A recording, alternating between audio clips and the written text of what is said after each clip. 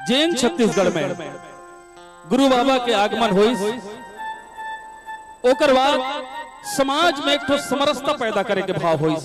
वो समरसता जेला हमर आचार्य मन, हमर धर्मशास्त्री मन, हमर पुरोधा मन बरखों बरखों से करत रही। पौने 600 साल पहले हिंदुस्तान के क्रांतिकारी राष्ट्र संत सदगुरु कबीर साहेब की कि मन के लिए एक समान बनाना है तो संदेश कहा जाना चाहिए कि एक ही हाड़, एक मलमूत्रा, एक रुधिर, एक गुदा और एक बूंद ते सृष्टि रची है को ब्राह्मण को शूद्रा।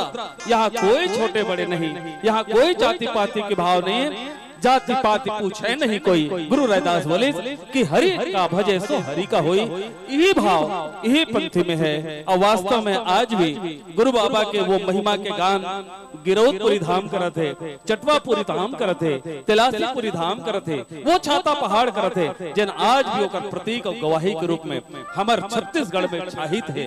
अद्भुत है महिमा गुरु बाबा के। गुरु बाबा के वही पावन महिमा ला पंथी के माध्यम से आप सब तक पहुंचाए के ये विनम्र कोशिश।